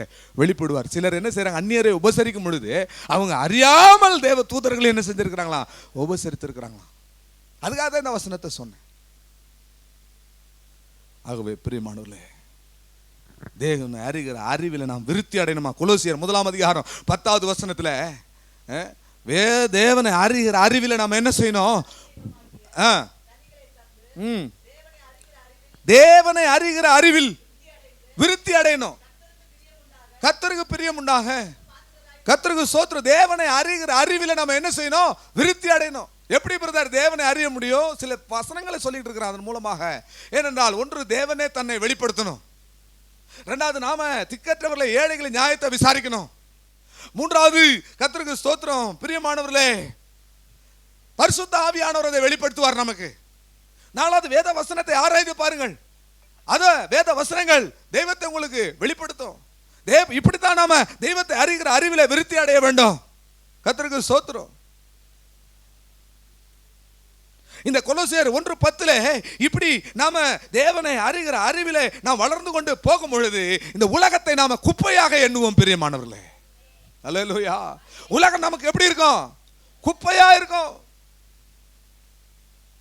யாரெல்லாம் கர்த்தரை அறிகிற அறிவு இருந்தா உலகத்தை, உலகத்தின் ஆசைகளை, உலகத்தின் இன்பங்களை குப்பை என்று எண்ணுமார்கள்.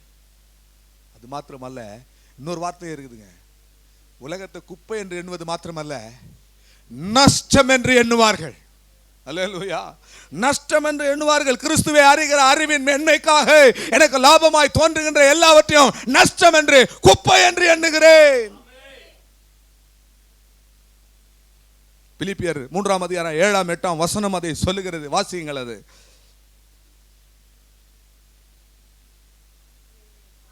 ஆகிலும் எனக்கு லாபமாய் இருக்கிற எவைகளோ அவைகளை கிறிஸ்துவுக்காக நஷ்டம் என்று எண்ணினேன். அது மாத்திரமல்ல, அறிவின் மேன்மைக்காக எல்லாவற்றையும் நஷ்டம் என்று எண்ணிக்கொண்டிருக்கிறேன். அல்லேலூயா. எது தேவனுக்கு பிரியம்? கிறிஸ்துவை அறிவது தேவனுக்கு பிரியம். பலியே அல்ல, தெய்வத்தை அறிந்து கொள்ளணும்.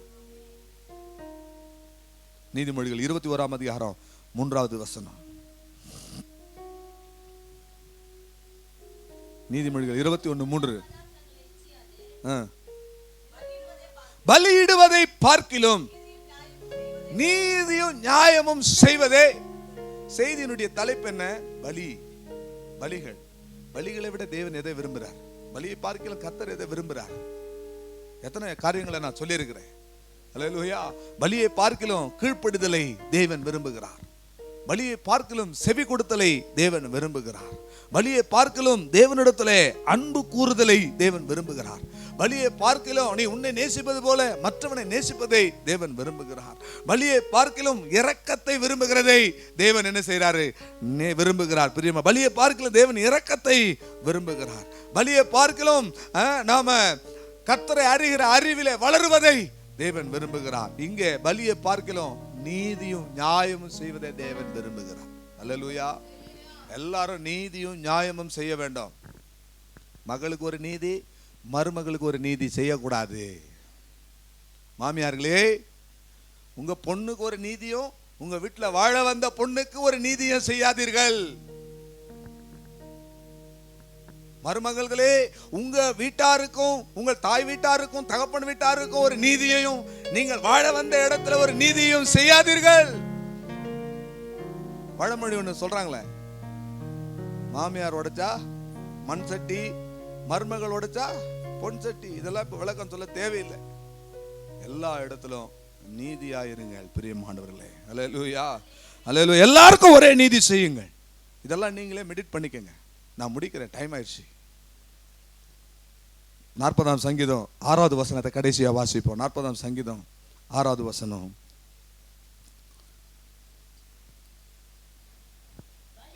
பலியையும் காணிக்கையும் விரும்பாமல் என் செவிகளை திறந்தீர். சர்வாங்க தகன பலியையும் பாவ நிவாரண பலியையும் நீர் கேட்கவில்லை. இப்ப பலியை பார்க்கலும் தேவன் எதை விரும்புகிறாரு? நம்ம செவியை திறப்பதை தேவன் விரும்புகிறார். முதல்ல நான் என்ன சொன்னேன்? செவி கொடுக்கணும். இப்போ செவியை திறக்கணும். அல்லேலூயா. 58ஆம் சங்கீதம் 5வது வசனத்துல, பாம்பாட்டிகள் வினோதமா ஊதினாலும் அவர் ஊது சத்தத்திற்கு இது செவி கொடாதபடிக்கு. செவியே கிடையாது, பாம்புக்கு செவியே கிடையாது. சங்கீதக்காரன் சொல்றான் பாருங்க, அது காதே இல்லைனாலும் காதை முடிக்குதான். எப்படி? கேட்கிற திறனே இல்லை, காதே கேட்காது, உணர்வு மாத்திரம்தான். அது சர்ப்பம் பாம்பு தன்னுடைய வயிற்றில் இருக்கிற அந்த உணர்வுகள் மூலமாக நான் நடக்கும்போது அந்த அதிர்வுகள் மூலமாக தான் அது எல்லாத்தையும் உணர்ந்து கொள்ளும். செவி கிடையாது. ஆனால் இங்கே வேதம் சொல்லுவா, பாம்பாட்டிகள் வினோதமாக. நான் ஒரு பாம்பாட்டி இப்போ ஊதிட்டு இருக்கிறேன், எல்லாம் அப்படியே செவியை அடைச்சிட்டு இருக்கா, திறந்துட்டு இருக்கா. தேவன் எதை விரும்புகிறாரு? நீங்க செவியை திறந்து ஆவியானவர் சபைகளுக்கு சொல்லுகிறதே, காதுள்ளவன், கேட்கிற காது இருக்கிறவன் கேட்க கடவன். இந்த சின்ன பிள்ளைங்களாம் விளையாடுறாங்களே, என் காது அது மாதிரி அல்ல. ஆவியானவர் சொல்லுகிறதே காது உள்ளவன், கேட்கிற காது யார் இருக்கா அவங்க திறக்கணும். கர்த்தருக்கு ஸ்தோத்திரம். 50ஆம் சங்கீதம் 44ஆம் வசனமும் 5வது வசனமும் வாசிக்கும் பொழுது அங்க ஆண்டவர் செவியை திறந்தார்னு சொல்லியிருக்கு வாசனம்.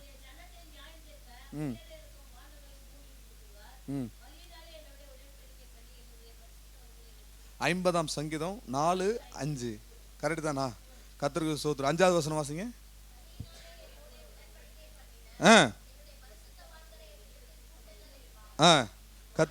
கர்த்தருக்கு ஸ்தோத்திரம். பிரியமானவர்களே, நாம பலியினாலே உடன்படிக்கை பண்ணப்பட்டவர்கள். கிறிஸ்து நமக்காக கிருபாதார பலியானார். ஹல்லேலூயா. ஆகவே பிரியமானவர்களே, இரக்கத்தை தேவன் விரும்புகிறார் பலியை விட. கீழ்ப்படிதலை தேவன் விரும்புகிறார் பலியை பார்க்கலாம். கர்த்தரை அறிகிற அறிவிலே நீங்கள் வளருவதை தேவன் விரும்புகிறார் பலியை பார்க்கலாம். நம்ம எல்லாரும் எழும்பி நின்று கர்த்தர் விரும்புகிற பலி செலுத்துவோமா? ஹல்லேலூயா. சர்வ அங்க தகன பலி எங்கள் சர்வ வல்ல தேவனுக்கே, உதடுகளின் ஸ்தோத்திர பலி எங்கள் உன்னத நல் ராஜனுக்கே. சர்வ அங்க தகன பலி எங்கள் சர்வ வல்ல தேவனுக்கே, உதடுகளின் ஸ்தோத்திர பலி எங்கள் உன்னத நல் ராஜனுக்கே. ஸ்தோத்திர பலி, ஸ்தோத்திர பலி, ஸ்தோத்திர பலி, ஸ்தோத்திர பலி நான் செலுத்தும் பலி. ஸ்தோத்திர பலி, ஸ்தோத்திர பலி, ஸ்தோத்திர பலி நான் செலுத்தும் பலி.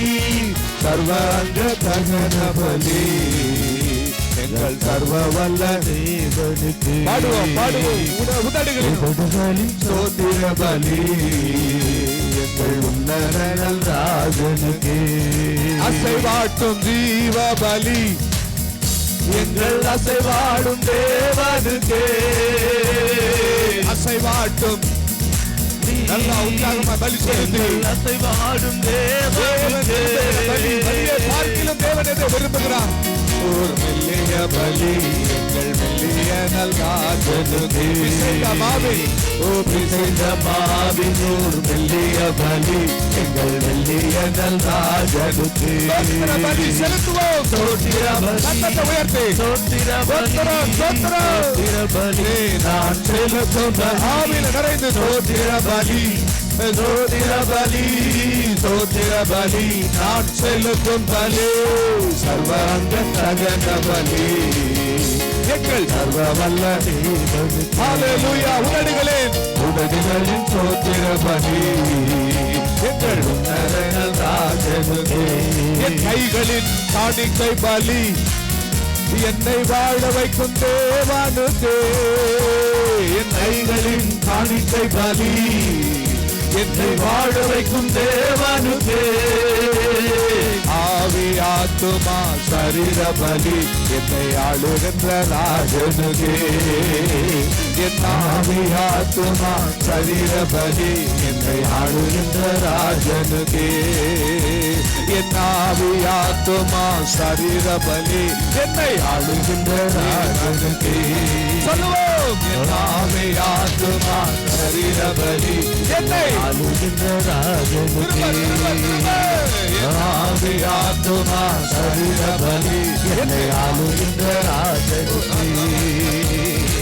ஆவி ஆத்துமா சரீர பலி பலி, ஸ்தோத்திர பலி, ஸ்தோத்திர பலி, ஸ்தோத்திர பலி, ஸ்தோத்திர பலி, ஸ்தோத்திர பலி, ஸ்தோத்திர பலி நான் செலுத்தும் பலி.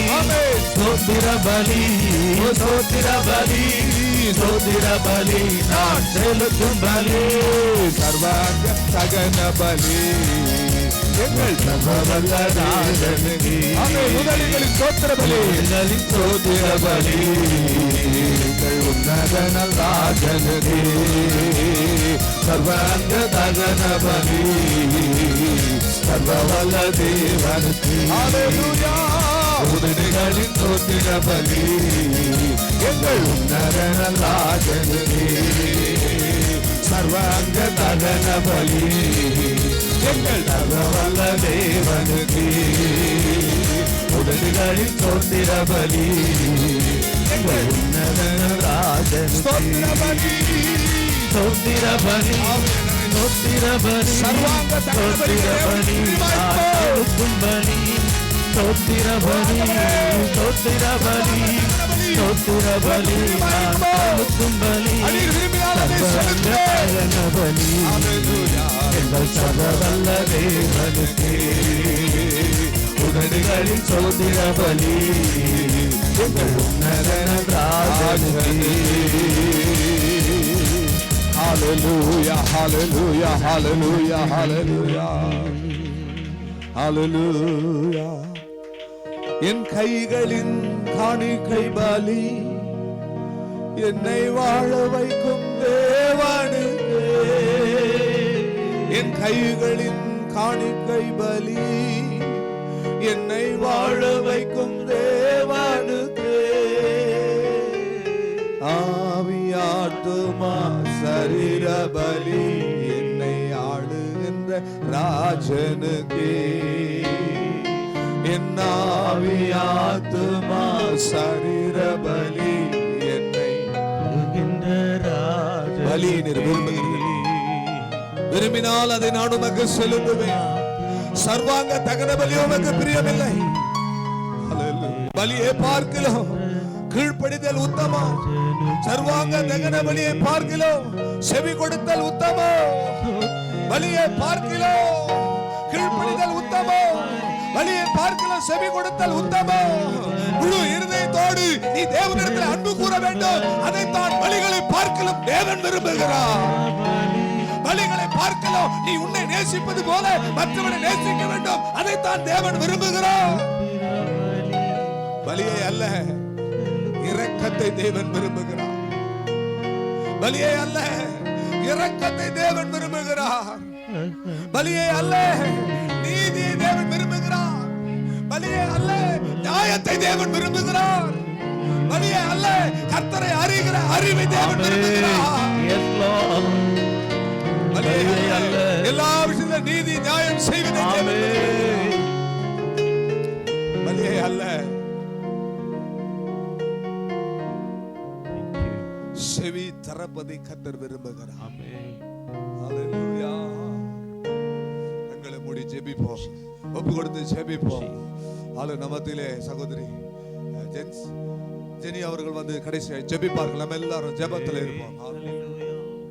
ஸ்தோத்திரம் ஸ்தோத்திரம் ஸ்தோத்திரம் தகப்பனே. ஏசப்பா இந்த வேலையிலே தகப்பனே எங்களை கூட்டி வந்து செய்த தயவுக்காக கூட நன்றி செலுத்துறேன் தகப்பனே. ஏசப்பா நாங்கள் இங்கே கேட்ட சத்தியத்தின்படி தகப்பனே ஏசப்பா நீர் தகப்பனே எங்களுக்கு செய்த நன்மைகளுக்காக கூட நன்றி செலுத்துறேன் தகப்பனே. ஏசப்பா ஏழைகளுக்கு இறங்கும்படியாக தகப்பனே ஏசப்பா உமக்கு செவி கொடுக்குற தகப்பனே, உமக்கு செவி சாய்க்கிற தகப்பனே, அந்த கிருபை எங்களுக்கு கொடுங்க ராஜா. ஏசப்பா உம்மை காட்டிலும் தகப்பனே ஏசப்பா உம்மீது தகப்பனே இந்த உலகத்தை காட்டிலும் உம்மீது தகப்பனே அன்பு வைக்க நீர் கிருபை பாராட்டுங்க தகப்பனே. ஏசப்பா என்னை நேசிக்கிறது போல தகப்பனே பிறரையும் நேசிக்கிற தகப்பனே அந்த உள்ளத்தை நீர் கொடுக்க போற தயவுக்காக கூட நன்றி செலுத்துறேன் தகப்பனே. அநேக ஏழைகளுக்கு இறங்குபடியாக தகப்பனே எங்க ஒவ்வொரு கரத்தையும் நீ நீட்ட போற தயவுக்காக கூட நன்றி தகப்பனே. ஏசப்பா இந்த ஒவ்வொரு வார்த்தையும் தகப்பனே எங்க வாழ்க்கையில செயல்பட எங்களோடு கூட தகப்பனே இந்த வார்த்தை எங்களோடு கூட இருக்க நீர் கிருபை பாராட்டுங்க. கேட்ட சத்தியத்தின் படி தகப்பனே நாங்க நடக்க நீர் கிருபை பாராட்டுங்க. இயேசு கிறிஸ்து மூலம் ஜெபிக்கிறேன் ஜீவனுள்ள நல்ல பிதாவே, ஆமென்.